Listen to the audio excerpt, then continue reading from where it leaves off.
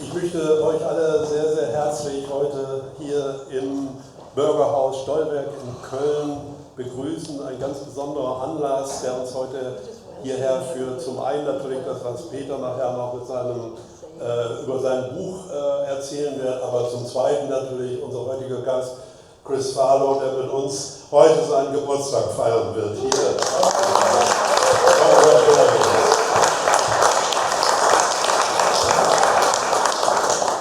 Nein, wir sind alle sehr froh darüber und wir hatten gestern Abend, einige von euch waren dabei, ja schon eine tolle Party, wo er auch ein paar Songs hat vortragen können, wie immer sehr, sehr professionell.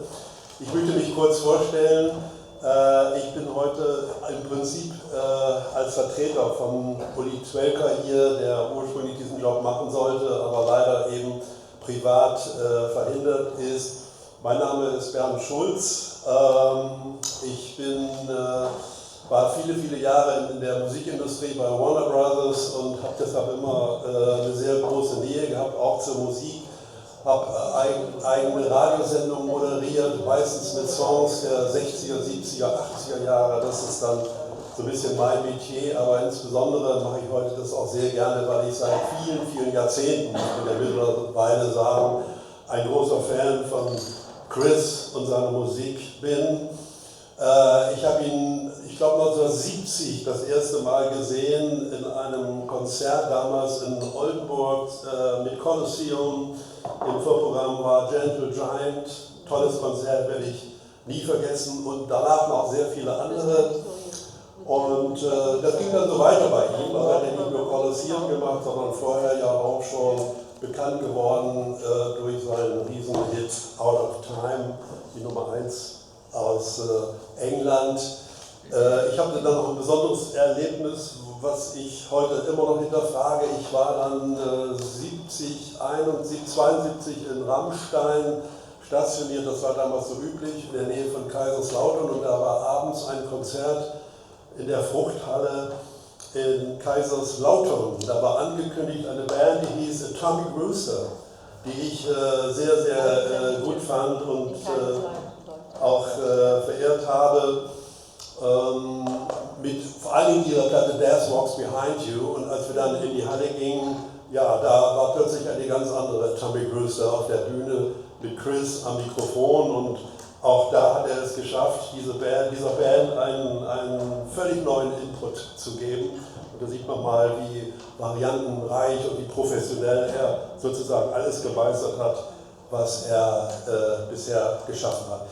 Das war damals so schnell, ich habe nochmal diese Karte mitgenommen, wir sind damals in Kaiserslautern gewesen. Das war ein so spezielles Konzert. Das war am 17. Jahr 1972, du wirst dich nicht mehr daran erinnern können. Da gab es keine Tickets für Atomic Rooster. Wir haben damals Tickets bekommen für Isaac Hayes. Und das ist auch eine Originalkarte, die ich von damals noch hatte. Aber es ging natürlich weiter, Show must go on, es kamen andere tolle Bands, Peter hat hier einige Plakate ausgehängt, die Olympic Rock and Blues Circus Tournee, an die können wir uns vielleicht alle gut erinnern, und diese großenartigen Konzerte dann mit Colin Hodgson, Miller Anderson, Sid Marley und so on. Und last but not least natürlich auch 1978 Alexis. The Birthday Party, ein super tolles Konzert, wo er auch mit im Mittelpunkt stand, mit Eric Clapton zusammen, Sid Marley und vielen, vielen, vielen anderen großartigen Musikern. Also ein genialer Musiker, für mich persönlich immer einer der besten Rhythm and Blues Sänger weltweit gewesen. Selbst in Amerika nicht ganz so stark vertreten, aber als ich damals in Amerika war, haben wir die LP von Jimmy Page da natürlich in großen Stückzahlen gefunden, Outrider, ne? Singles von Outrider. Und dafür haben die beiden eine goldene Schallplatte bekommen für über 500.000 verkaufte Exemplare. Ein großartiger Erfolg. Toll. Ja, das nur ganz kurz. Ich möchte dann aber auch gleich weiterleiten, aber zunächst nochmal kurz Jane Connell vorstellen. Die ist heute die Übersetzerin, Dolmetscherin, glaube ich, nicht. Ich weiß nicht, wie ich sagen soll. Und sie wird das so ein bisschen an Kris weiterleiten, weil die Fragen, die ihr natürlich nachher hoffentlich alle stellen werdet, das können wir alles in Deutsch machen und sie wird das dann auch übersetzen. Aber neben Chris Farlowe gibt es natürlich einen zweiten Mann, der heute das Ganze hier vorgestellt, initiiert hat, mit sehr, sehr viel Mühe. Peter Brummund, ich kenne ihn ja auch schon sehr, sehr lange. Er ist mit Herzblut dabei, ein absoluter Musikkenner. Und er sagte mir schon vor langer, langer Zeit, das war ihm immer irgendwie ein Dorn im Auge, dass es noch keine Autobiografie gäbe von Chris. Und da hat er sich über eine, glaube ich, sehr lange Zeit mit beschäftigt. Mit viel Herzblut. Er ist ein Edelfan, ein Freund von Chris Farlowe. Und ja, bevor ich jetzt noch lange weiterrede, möchte ich gerne das Wort an Peter übergeben. Ja, Bernd, vielen herzlichen Dank. Auch an euch alle nochmal herzlich willkommen zu unserer Veranstaltung. Nicht nur mit der haben wir uns viel Mühe gemacht, insbesondere auch mit der Anfertigung des Buches. Ich habe 2017 angefangen, Material für das Buchprojekt zu sammeln. Ich wäre eher fertig geworden, wenn Corona nicht dazwischen gekommen wäre und wenn ich mich nicht dazu hätte verleiten lassen, ein weiteres Buchprojekt dazwischen zu pflegen, welches mehr Zeit in Anspruch genommen hat, als ich erwarten konnte. Ich habe im Februar dieses Jahres mit der Anfertigung des Manuskriptes begonnen und Ulrike hat mir den Rücken, wo ist sie? Ulrike? Da sitzt sie, mein Schatz. Hat mir den Rücken komplett freigehalten, sodass ich immer ausreichend Zeit hatte, an dem Manuskript weiterzuarbeiten. Parallel dazu hat Jane, die mit mir in der gleichen Firma gearbeitet hat, ab 1988 bis zum Jahr 2000, die englische Übersetzung angefertigt. Für mich gibt es keine Alternative als Jane und auch ihre Arbeit. Sie ist Native Speaker, sie ist in Wales geboren und sie spricht genauso gut Deutsch, wie sie natürlich Englisch als ihre Muttersprache spricht. Ja. Ich möchte von Herzen noch ein paar weiteren Personen danken, die auch zur Fertigstellung des Buches beigetragen haben und die auch heute anwesend sind und auch mitgeholfen haben oder noch dabei sind, mitzuhelfen, diese Veranstaltung durchführen zu können. Und zwar ist das zum einen Celia von Lindern, die sitzt dort. Die hat mindestens mal seit 2017 die gesamte Basisarbeit für dieses Buch verrichtet, also die Datenbank anzulegen, das Literaturverzeichnis zu erstellen und. Jane habe ich schon gesagt, vielen herzlichen Dank auch für deine wertvolle, super wertvolle Arbeit, Jane.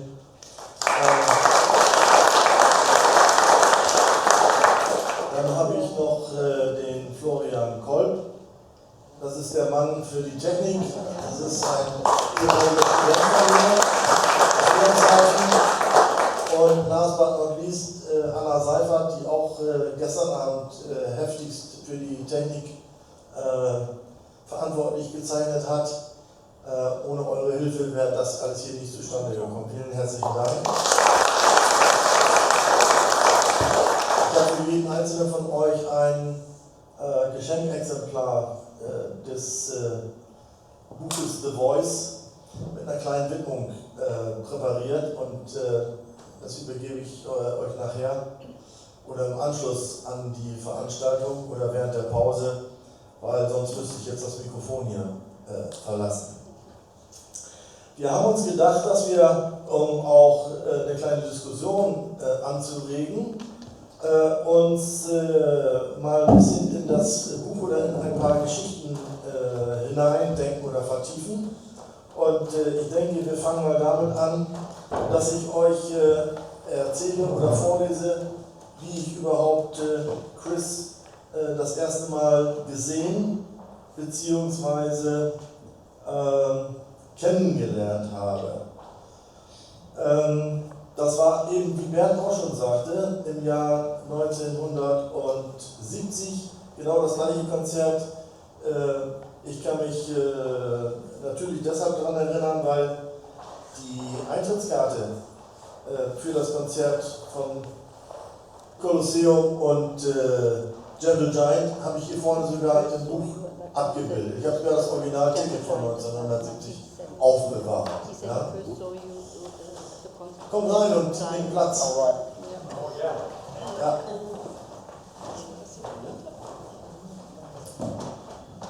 Also, dann fange ich mal an.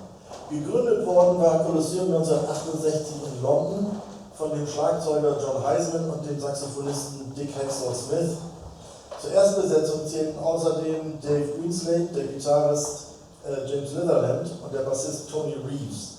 Das Debütalbum Those Who Are About to Die Salute You war ein Einstand nach Maß und brachte die Band unverzüglich auf die Erfolgsspur. Unvergessen und legendär jedoch ist die zweite Kolosseum-LP The Valentine Suite aus dem Jahr 1969, mit der die Band eine für damalige Zeit völlig neue Form von Rockmusik kreierte. Die Valentine Suite wurde von Dave Greenslade nach dem Namen seiner damaligen Freundin Val benannt. Sie war auch die erste Veröffentlichung auf dem damals noch neuen Vertigo-Label, das sehr viel guten Progressive Rock präsentierte. Oldenburg, also unsere Heimatstadt, war nicht gerade bekannt dafür, eine Hauptstadt für Live-Konzerte zu sein. Wenn, dann spielte sie schon eher mal etwas in der Bremer Stadthalle ab. Als die Konzertagentur Lippmann und Rau im März 1970 Kolosseum und Gentle Giant für 8 Mark in die Weser-Ems-Halle holte, standen wir deshalb sofort auf der Matte nach Eintrittskarten. Die Valentine Suite noch im Ohr, waren wir mehr als gespannt, wie sich das wohl live anhören würde. Um das Ergebnis vorwegzunehmen, wir sollten wie vom Blitz getroffen werden. Es sah aus wie auf einem Rockfestival, als die Fans aus der Region zwischen Osnabrück und Wilhelmshaven am 31. März 1970 gegen 19 Uhr in die Oldenburger Weser-Ems-Halle geströmt kamen. Manche trugen noch Parkas aus Bundeswehr- oder US-Army-Beständen mit Peace-Abzeichen, dazu ein paar Clocks oder Beatboots. Andere hatten sich schon dem Stilwechsel der 70er Jahre angepasst. Weit ausgestellte Schlaghosen mit Plateausohlen, afghanische Mäntel, bestickte Lammfell oder Hippiejacken und passend dazu kleine bunte T-Shirts und indischer Schmuck. Langhaarig waren fast alle, die da mit uns gedrängt auf dem Hallenboden hockten, ihre mitgebrachten Wurststullen verdrückten und nervös darauf warteten, was ihnen da oben auf den Bühnenbrettern geboten werden würde. Es war so voll, dass man nicht einmal seine eigenen Beine ausstrecken konnte. Zuerst waren Gentle Giant eine progressive englische oder britische Rockband um die Brüder Phil, Derek und Ray Schoolman an der Reihe. Die Band verfolgte innerhalb des Progressive Rock eine eigene Richtung mit experimentellen Klängen und komplexen Rhythmusstrukturen, ebenso abwechslungsreich wie klangfarbenreich. Gentle Giant verbanden, wie Kolosseum auch, Rock, Classic, Jazz und Pop. Jetzt lasse ich dieses Stückchen oder diese Beschreibung dieses Gentle Giant Konzerts mal aus. Die Umbaupause verlief ebenfalls sehr poppig. Um die Zeit bis zu Kolosseums Auftritt kurzweilig zu überbrücken, spielt irgendein lustiger Vogel Frau Holle. Der Inhalt eines Federkopfkissens verteilte sich einigermaßen gleichmäßig über die lachenden Besucher. Und dann brach ein Erdbeben über Oldenburg herein. Morituri te salutant, auf Lateinisch, die Todgeweihten grüßen dich. Eine so irrsinnig gute Show wie Kolosseum in den nächsten 2 Stunden abzog, hatte die sonst für Viehauktionen genutzte Weser-Ems-Halle noch nie gesehen. Von wegen Valentine Suite. Kolosseum hatte neue Lieder am Start und ein komplett anderes Set mitgebracht, nämlich jenes, das erst nach dem Konzert in Oldenburg im Juni 1971 als Doppelalbum mit dem Titel Kolosseum Live veröffentlicht werden sollte. Zum Teil waren die neuen Songs speziell für das stimmliche Vermögen des neuen Gesangstrios Farlowe, Clemson und Clark angefertigt worden. Die Ursache für den späten Erscheinungstermin lag darin, dass insgesamt 6 Konzerte mitgeschnitten worden waren. Damals gab es noch keine mobilen Tonstudio-Transporter mit 8-Spur-Rekordern, die man einfach vor einem Konzerthaus platzieren und einen Auftritt von dort auch mitschneiden konnte. Also musste die Plattenfirma Bronze Records Teile des stationären Lansdowne-Aufnahmestudios mieten, es von 5 Roadies in ein Fahrzeug parken, es dorthin bringen, wo die Band spielte und es dann mit Hilfe von 2 Ingenieuren in einem Raum irgendwo in der Nähe der Bühne wieder zusammenbauen. Wir Oldenburger bekamen diese geniale Musik fast genau ein Jahr vor den Live-Mitschnitten für das gleichnamige Album in Canterbury am 12. Februar 1971, in Manchester am 18. März 1971 und in Brighton am 27. März 1971 zu gehören. Statt Gitarrist und Sänger James Litherland und Bassist Tony Reeves standen an diesem Abend David Clamson Gitarre, Mark Clark Bass und der mir noch völlig unbekannte Chris Farlowe Gesang, zusammen mit John Heisman Drums, Dave Greenslade Keyboards und Dick Hexor-Smith Saxophon auf der Bühne. Farlowe wirkte auf mich zunächst deplatziert, etwas ungelenk und beinahe spastisch in seinen Bewegungen. Er trug eine braune, hüftlange Jacke mit einem orangefarbenen, krawattenartig geknoteten Halstuch und wackelte mit seinem von einer üppigen Lockenpracht bedeckten Kopf oder Mähne hin und her und fuchtelte mit seinen Armen und Beinen ungelenk auf der Stelle zum Rhythmus der Musik.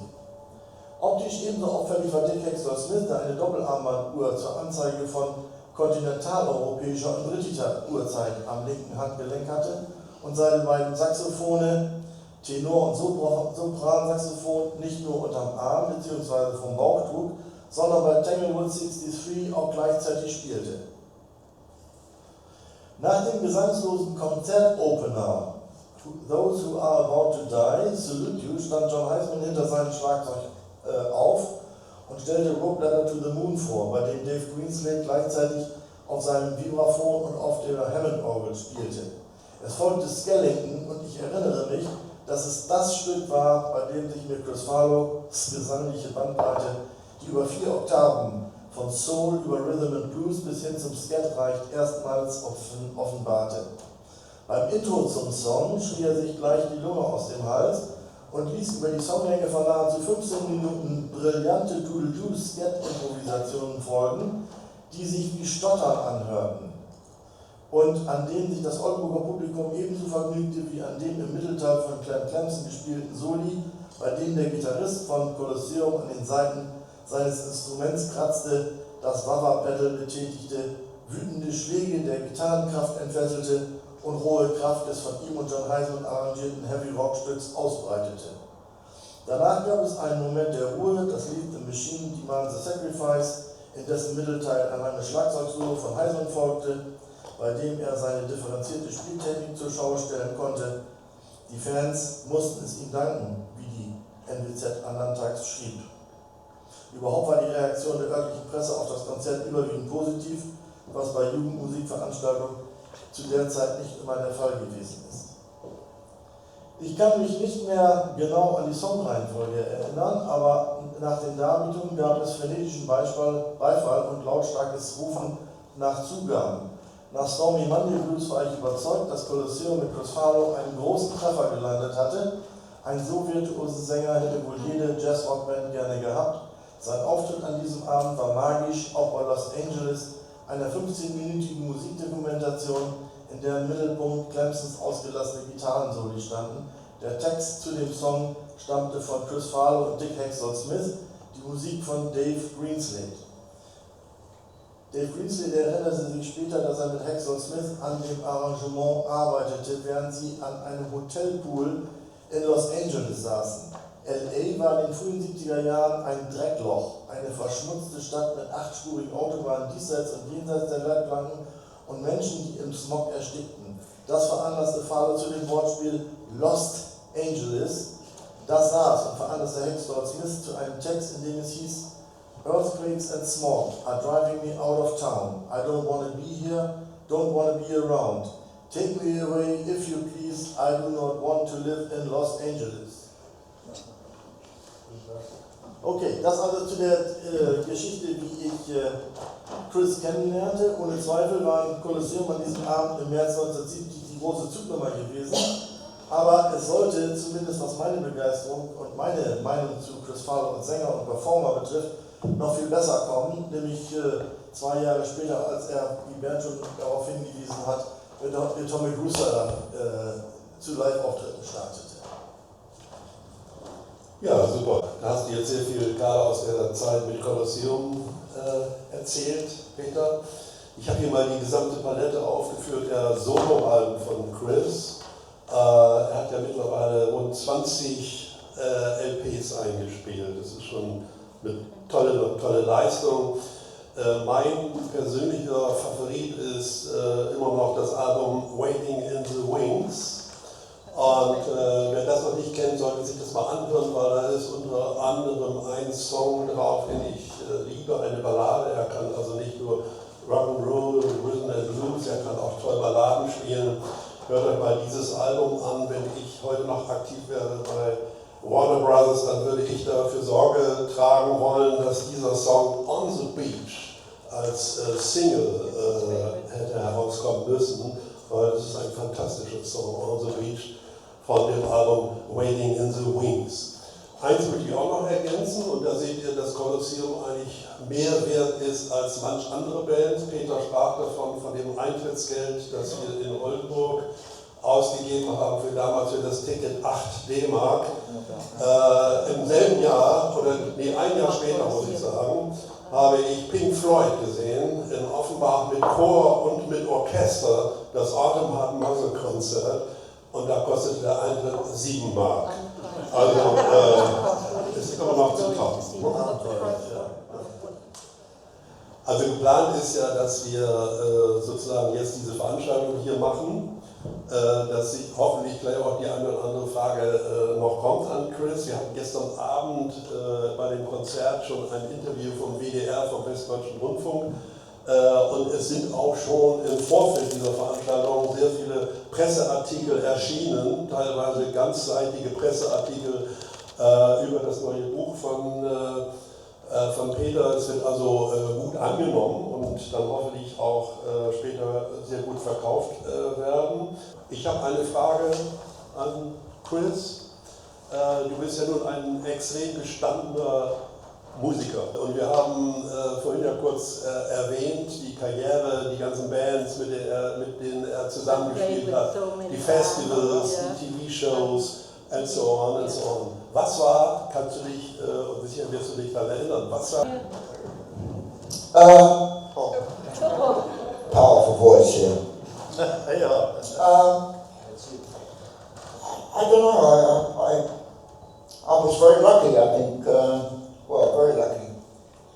I was born at the very beginning of a creek, you know, in London. My father was a soldier in Normandy, and my mother, great, fantastic woman. And being born at that period, you know, was a help, really, because when the music came in, the early stuff, I was already there. Like some of the other people, like Jimmy Page and that, they weren't there. They were like 6-7 years later. So I was a little bit way ahead of them, you know. Anyway, we met up over the years, and but I don't know, knowing the bit. Well, when I first came to Germany, it was '62, when the Beatles were doing Hamburg. They were called the Quarrymen, then, not the Beatles. Quarrymen, yeah. And we were told, my manager said to me at that time, would you like to go to Germany to do some singing? And I said, I'd go anywhere to do any singing, you know. And he said, well, you've got 2 months in Germany at the Star Club in Hamburg. I didn't know. The Quarrymen and Big Three and lots of other people there, you know. And I said to my mother, yes, I'd like to do that. 2 months. Anyway, she said, so I got it for 2 months. And then we were due to leave, say, in a week. And my mother said to me, have you told your father you're going to Germany? And I said, no. Because he was a soldat, right? So I said, no. She said, you've got to tell your father. So I just walked into my kitchen. My dad was there reading the newspaper. And I just said, I'm going to Germany next week, Dad, for 2 months. And he sort of looked at me and said, where? I said, Germany. No, you don't want to go to Germany. I I said, yeah, I want to go to Germany. Why? I said, because it's open now, the musicians are coming. You know, the quarrymen are there, Big Three are there, Little Richard is there, Chuck Berry, all them sort of people, you know. And he said, no, you can't go. No, I won't let you go. I said, I'm 21 years old now, I'm going to go. You can't stop me from going, you know. But he didn't like that at all. He thought, I just said, is there any reason why you don't want me to go? He said, they're all full of the Nazis. I said, they're not Nazis though, it's all finished now. The Nazis are dead. The real bad people are dead. The normal people, they're not Nazis, they're soldiers, they're mothers and fathers like Mum and me, and you. And you don't want to hold a grudge against people that are nice people, you know. I mean, there must have been millions of Germans that are very nice people, you know. I know there's bad stuff, but he still didn't like it. He didn't like that at all. So that's the way fathers were in those days, you know. I spoke to Elton John. His father was the same. We didn't want him, and wasn't interested in their music either. My dad was not music minded at all. My mother, she was a pianist, played the piano, and that's where I got my early days from, you know, singing Doris Day songs and Johnny Ray songs and with Frank Sinatra stuff, you know.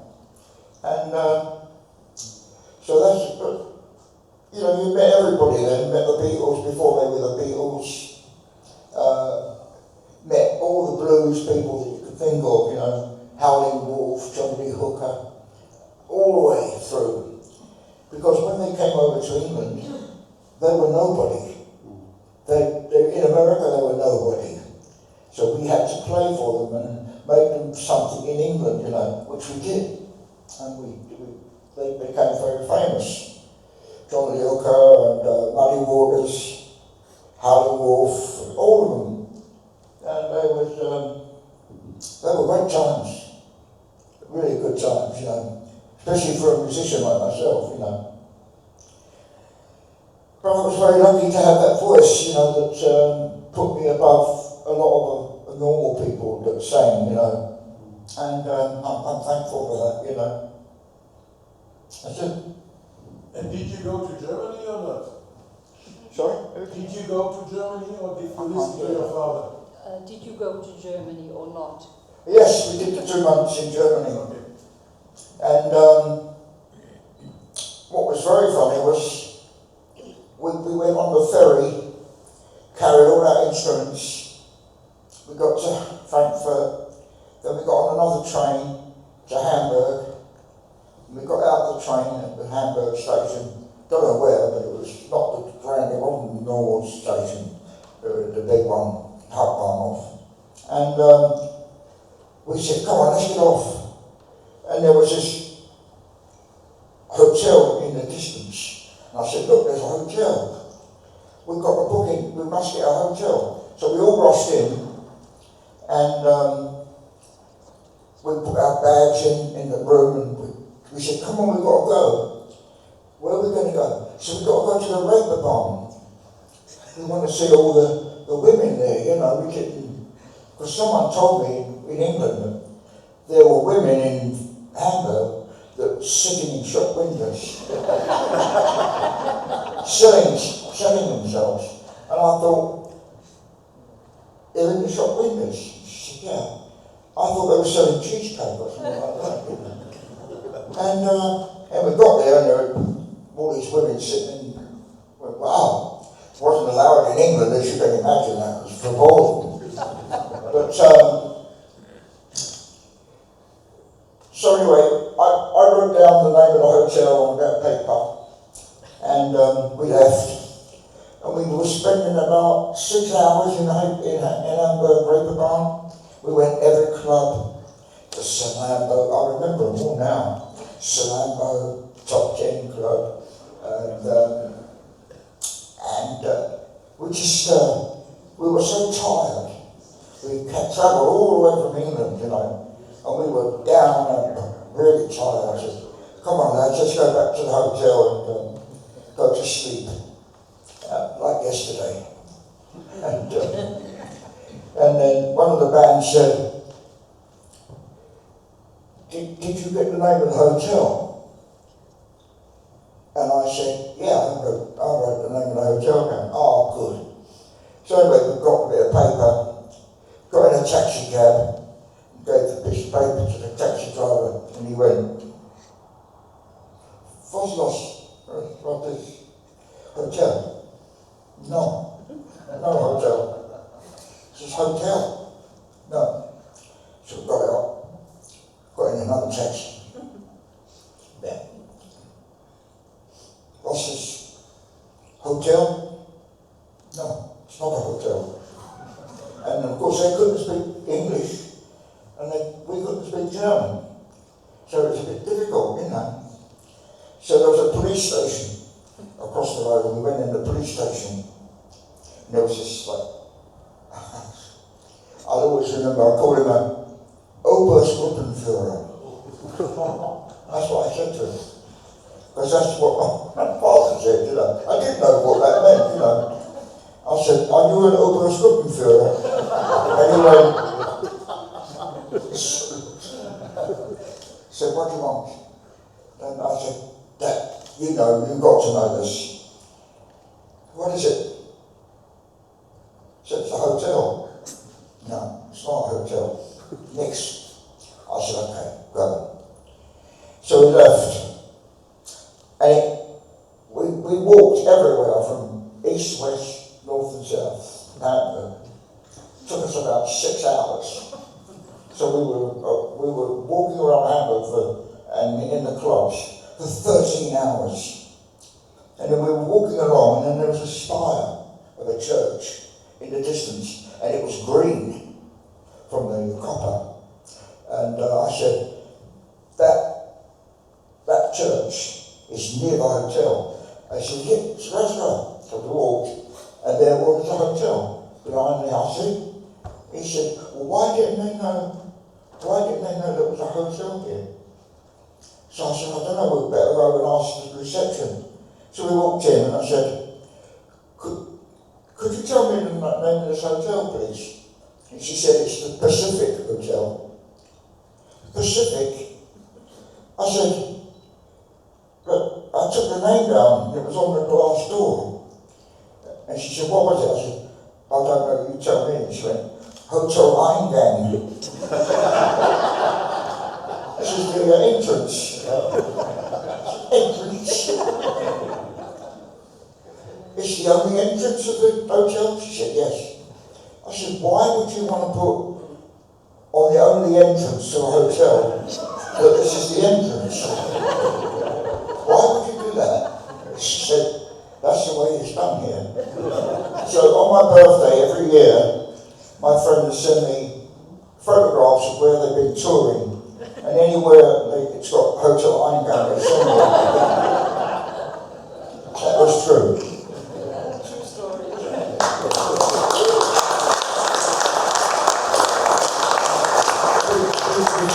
Yesterday I sent a message to Donald Trump's office to ask him if he would like to partake for today, you know. And they wrote back and said, or rang back and said, he's very busy today. And I thought, yeah, so am I. 13th. It's the 13th today, isn't it? It is. Yeah. It's right saying, yeah. Is that right? Yeah. Seems that number 13 is unlucky for some, but lucky for other people, like Gaza and them, and me for their birthday, and this as well. Whoever, that's the best present I've seen all this week. That's a wonderful descent. Anyway, Fantastic. it's been a good life, and I can't complain, you know. And Germany's always been great for me, because he started me off 1962. And right now we're here, 2025, there we go. Also wenn wir schon dabei sind, danke Chris für die fantastische Geschichte, die ist übrigens bei Charlies in Oldenburg aufgenommen worden, während eines Konzerts und dann auf einer CD, die Chris Gray, den ich sehr herzlich begrüße, Chris' ehemaligen Manager. Get up. Ja. Chris wohnt seit langer Zeit in Deutschland, in der Eifel. Wie heißt der Ort? What's the name of the village? Geburtstag. Geburtstag. Oh, very famous. Yeah. Very famous. And we have another prominent person next to Chris, that's Lee Blond. Lee Blond ist, sein eigentlicher Name ist Bernd Rüters oder Reuters. Reuters. Und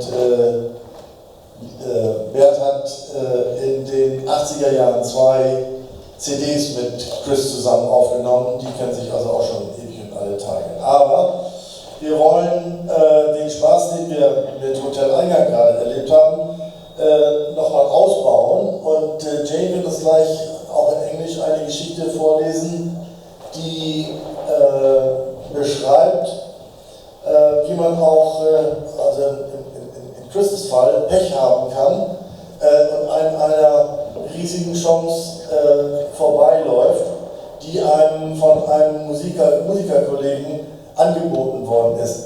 Der Kolb spielt mal ganz kurz das Video ein. Und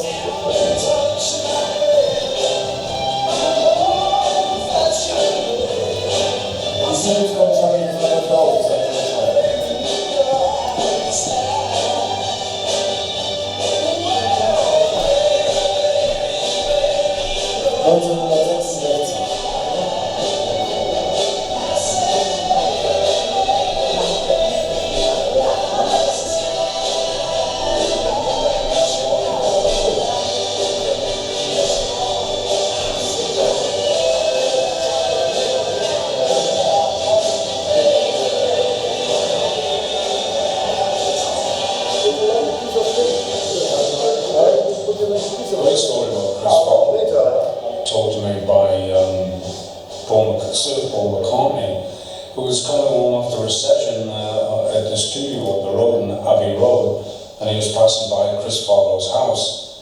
It was in the early hours of the morning. He was didn't know if Chris was still up and around, but he knocked on the door, and Mrs. Farlowe came to the door. What can I do for you? So Chris said, "No, he's not here."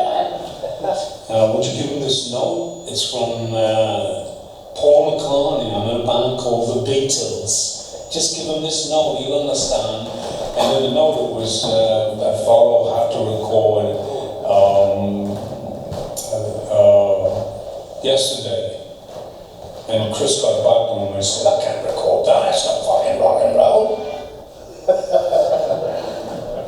So, diese Geschichte ist in ganz vielen Zeitschriften und Meldungen kolportiert und aufgearbeitet und variiert worden. Ich habe bei dem Material, das ich gefunden habe, insgesamt 4 verschiedene Versionen gefunden, wie Chris es vermieden hat oder verpasst hat, Yesterday von Paul McCartney als seinen Song zu singen. Ja. Also Yesterday ist in hunderten verschiedenen Variationen oder Versionen veröffentlicht worden und hat Millionen von Exemplaren oder Platten verkauft, aber lass uns mal hören von Jane, wie die Geschichte gelaufen ist. Okay, also ich hörte, ja. Schieb mal ein bisschen weiter ran das Mikrofon. Sorry? Ja, Oh, okay. Ich habe keine Ahnung. Okay. Yesterday. After In the Midnight Hour, the story of Chris Farlowe and Yesterday is the second major example of yet another missed opportunity to add another global hit to his personal repertoire. The various versions of how events may or may not have unfolded show too how uncomfortable Farlowe clearly still feels about the outcome of the story. The song that slipped through Chris Farlowe's fingers was Yesterday, written by Paul McCartney, who apparently came up with the song in a dream. After waking up, he sat down at the piano, switched on the tape recorder and recorded the song. He spent the next few weeks trying to determine whether he'd heard the song before or had simply made it up in his sleep. McCartney proceeded to ask around his circle of musicians, and only when he was absolutely certain that no one knew the song did he finish composing it. Yesterday was recorded on 14th of June 1965 at Abbey Road Studios in London. With space to be filled on the Help album and not much time left for composing, the Beatles half-heartedly chose Yesterday. Paul was all in favour of recording a song with just himself and a string orchestra. The other three Beatles were more sceptical. In the first place, they had nothing to do with Yesterday. And secondly, the Beatles were synonymous with Yeah, Yeah, Yeah in 1965, which is why the song did not feature in the film of the same name. Yesterday was initially a stopgap and was treated as such by EMI. The song was released as a single in very few countries, including Germany, and only as the B-side of Act Naturally. Yesterday wasn't expected to have any hit potential at all in England, and only a handful of singles was produced, exclusively for export to Sweden. Under the circumstances, Paul McCartney went in search of someone from beyond his own ranks to sing Yesterday, and initially found him in the well-known British singer Matt Monro. Although it's often been said that Chris Farlowe was Paul McCartney's absolute first choice for Yesterday, he wasn't, in fact. McCartney only approached Farlowe after finding Matt Monro's October 1965 version too sentimental and wanting someone with a bit of soul to sing the song.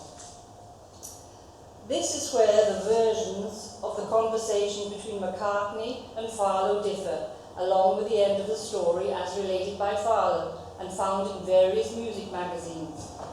Farlowe fans with a sense of humour will no doubt be interested in learning more. Version 1. I was having a drink with Paul McCartney at a London club called the Scotch of St James. I asked him what he was up to, and he said he'd been working on a song, which later turned out to be Yesterday. He told me he thought it was ideal material for me and asked me to give him a ring. Unfortunately, I got blind drunk, woke up the next morning with a hangover, and never did anything about it. Version 2. He came round to my house at 4 a.m. I got Mum out of bed to make a cup of tea. She shouted downstairs, "Oh no, you haven't brought anyone home. I have to go to work in the morning." Then I said it was Paul. You never saw anyone get out of bed and get dressed so quickly in your life, lipstick and all. She kept his empty cigarette packet as a souvenir after he left. But it was too late for me to do Yesterday. Matt Monro had already made a hit. Version 3. I was sitting having a drink with Paul McCartney. I've written this song, he said. You do a great version of it. It's called Yesterday. I went home and that was it. I forgot all about it. Then I was watching the television one night and there were the Beatles at the Palladium singing Yesterday. I thought, good God, I was offered that song. Oh well. Version 4. The best story about Chris Farlowe and Yesterday comes from Eric Burdon, who got it from Paul McCartney. The amusing video of Eric Burdon on YouTube imitating the voices of McCartney and Farlowe's mother, Eva, has unfortunately since been deleted. Paul McCartney passed by Chris Farlowe's house on his way home from a session at Abbey Road Studios. It was in the early hours of the morning and he didn't know if Chris was still up. But he knocked on the door anyway, and Mrs. Farlowe answered. "Hello, what can I do for you?" "Is Chris there?" "No, he's not here." "Would you give him this note? It's from Paul McCartney. I'm in a band called the Beatles. Just give him this note, he'll understand." The note asked Farlowe to record Yesterday. Chris came back home in the morning and said, "I can't record that. It's not fucking rock and roll." Excuse me for the French. Yeah. In fact, he didn't actually record Yesterday until May 1966 on an LP, and in June 1966 as a single, after Marianne Faithfull and Cilla Black had made their respective versions of the song their own. The fact that Yesterday wasn't released as a single in most countries, including England, until 1976 as part of the Beatles' comeback reissues series shows just how little the Beatles thought of the world's most covered pop song. This was not the case in the USA, where Yesterday stayed at #1 in the single charts for 4 weeks and sold 1.8 million copies, 2.5 million worldwide during the first 12 months. The tragedy for Chris Farlowe is the fact that he was offered Yesterday by Paul McCartney even before it was recorded by the Beatles, and that he himself missed the opportunity to earn a fortune with the song. An artist generally receives around 12% of the retail price of an LP, single or CD in royalties for the use of a work, while an artist owning the songwriter rights as composer of the music and lyrics is entitled to around 17%, as the proceeds from the gamer licenses revert to him as well. In other words, there would have been ample royalties for singer Chris Farlowe based on the sales of Yesterday. It also means that Paul McCartney very soon became a wealthy musician solely on the strength of Yesterday. According to the Guinness Book of Records, over 1,600 versions of Yesterday had been covered by 1st of January 1986, a figure that has since risen to over 3,000. That's it, Jenny. That's it? That's it. Oh, that's okay. the story. Yeah. Thank you very much. Chris Gray is, you started to be a manager in what year?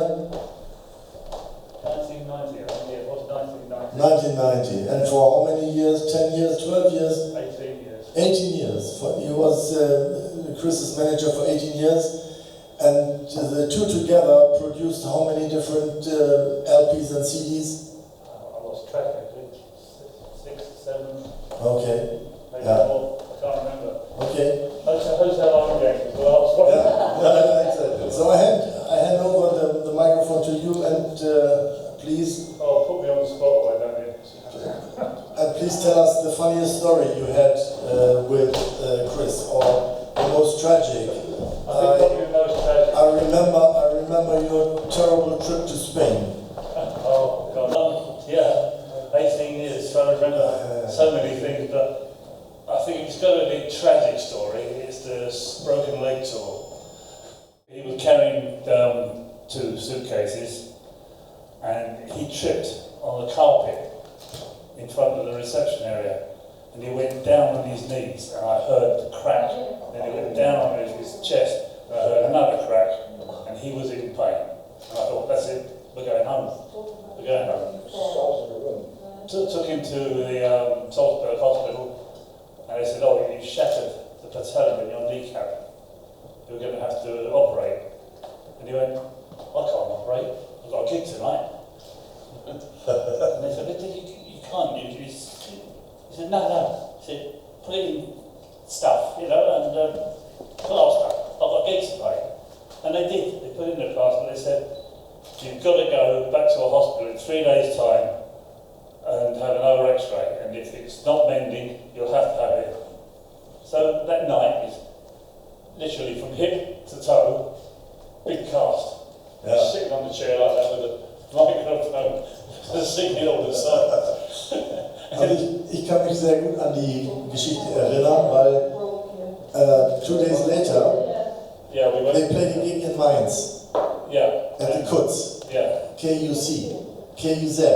Yeah, you And I attended that concert, and I saw Chris, also ich sah ihn dann mit einem dicken Gipsverband, einem dicken Gipsbein auf die Bühne kommen, und er hat sich nur an den Stuhl angelehnt. 2 Tage vorher Bein und Rippen gebrochen, aber das hat ihn nicht daran gehindert, dieses Konzert zu spielen. Ja? Und es war grandios, auch insofern, als ich in diesem riesen Kutz in Mainz ganze 25, 30 Leute verehrt hatten, und wir saßen dann an so einem kleinen runden Gartentisch und konnten im Prinzip die Beine hochlegen und dieser grandiosen Musik zuhören. Okay, gibt es dazu Fragen?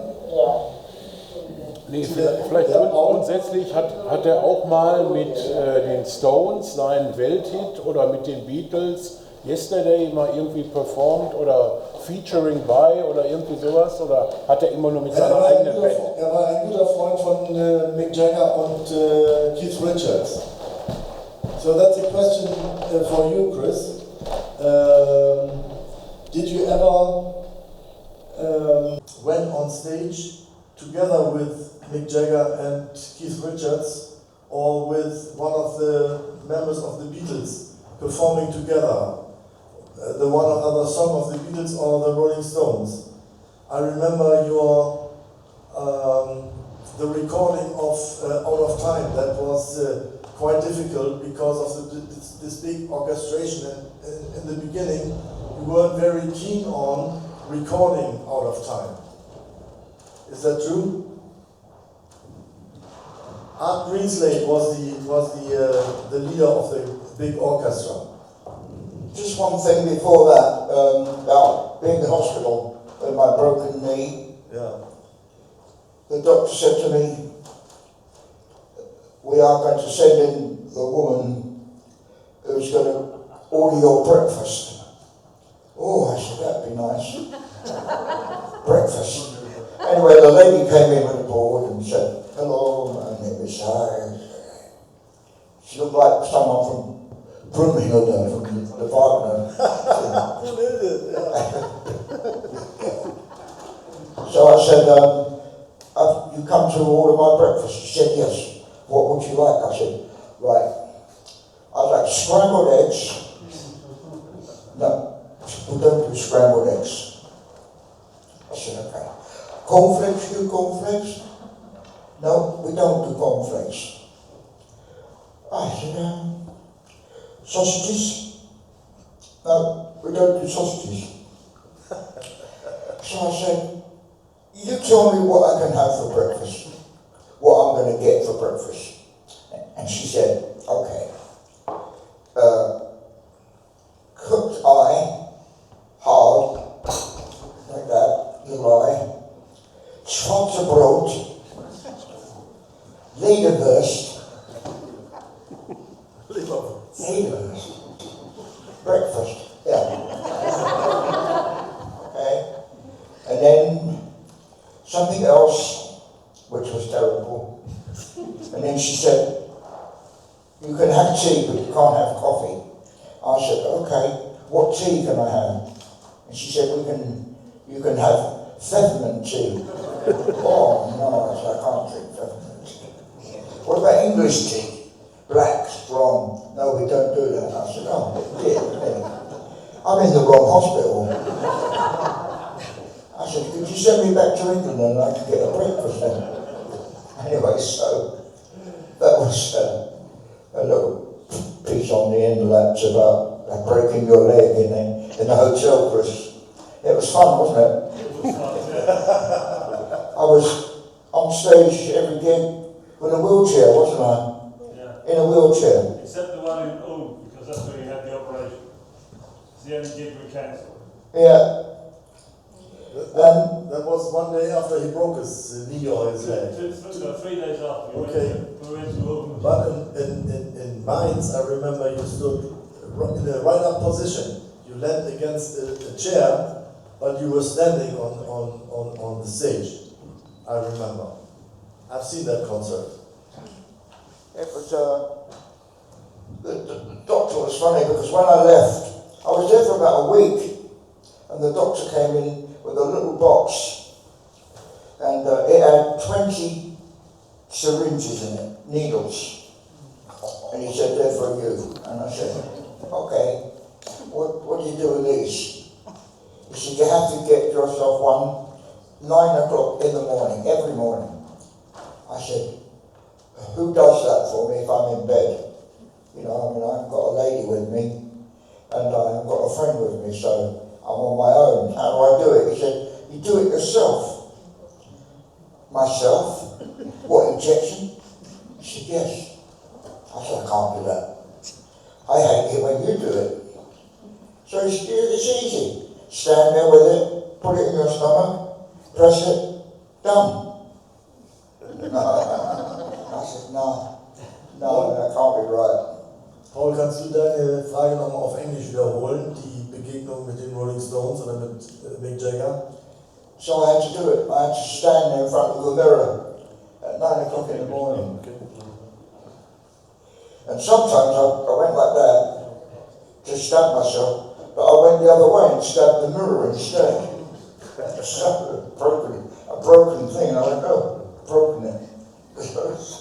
And then the doctor was sitting there going, go on, do it. 20 minutes I was sweating, sitting there with a thing in my hand, you know. And he said, do it. And I was so angry with myself, and I said, oh, fuck this. And he went, hey, there you go. So I pressed it through it. I said, hey, I did it. I was proud of myself. Yes, sir. Did you ever perform together your famous song together with the Stones I can't or hear. the Beatles? Did you ever perform with the Stones or with the Beatles? Sorry, say that again. Did you ever perform with the Stones or with the Beatles? Well, the Beatles, when we played with them, was the Quarrymen. That was in Hamburg, 62. And the Stones, I knew the Stones before they were the Stones. That's what I'm saying before. I was lucky to have like 6 years before they did. And I was like, when I was 16, they were 10. So, like Jimmy Page was 10. Van Morrison was 10. So I was like before them, you know. And it was lucky enough that I was before, because then I could sing properly, you know. And they liked that. They liked the way I was singing, you know. So you become friends, and when you become friends, you get people offering you things, you know. Like Mick Jagger said, I've written a song called Out of Time for you, you know. I said, that's nice. Although I didn't like it when I heard it. I didn't like it at all. And then Paul McCartney says, oh, yesterday you did a good job, yeah. Nothing happened, you know. So when Out of Time came along, I'm a person that doesn't look the gift horse in the mouth. We have that expression in London, you probably have it here as well. And I just said, no matter if I don't like it, I'm going to record it, you know, just to be a friend of Paul McCartney. Because if you say, I don't want to do that, then you never get nothing anymore, you know. So I did that. And with Mick Jagger there, it's Out of Time. And all I heard Mick doing it was, when he offered it to me, he was playing the guitar, just him, and he was singing, you know, baby, baby, you're out of time. And I thought, like, oh, don't have that. Oh, don't want that. What was that? So he said, oh, don't worry about it. When you come to the recording, it's going to be different, you know. And when you walked into the recording studio, there was like a 25-piece orchestra there, you know. And I thought, wow. Then they started playing it with the cellos, you know. Boom, boom, boom. I thought, wow, this is sounding great, you know. And history. That's history for you. That's great. Yeah. Very nice. Yeah. So, Chris. Happy birthday to you. Happy birthday to you. Happy birthday, dear Kris. Happy birthday to you.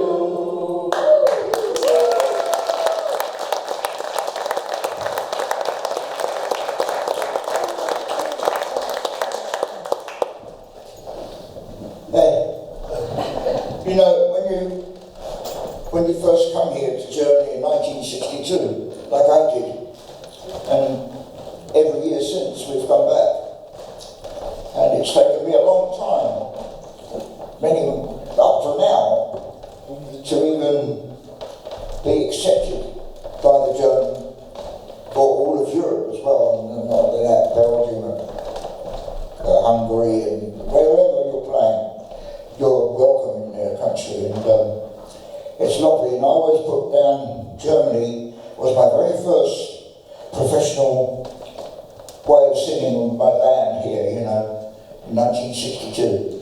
And we're now here in 2025. Wow, it's a great trip. and I hope I continue. I like to get to 100 at least, so I'm trying.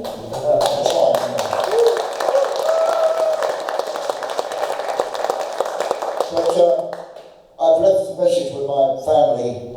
Well, I don't have a family really, but my friends, and that if I do pass on before that time, I would like my tombstone to have finally out of time. That's what I'm going to have on my tombstone. But anyway, thank you. It's been great. I mean, I can't want for more for Germany. It's been a wonderful time for me here. And broken a few bones, as you know, doing it. But that's the way professional people have to do it. If you're a footballer, you can get a broken leg. If you're a cricketer, you can do the same. Well, they don't play cricket in Germany. They're not very good footballers either. Oh, dear me. I think I'm professional suicide, I think I just said. But anyway, yeah, lovely. Have a look to eat anyway, and I'll see you in a minute. We'll watch the video. Okay.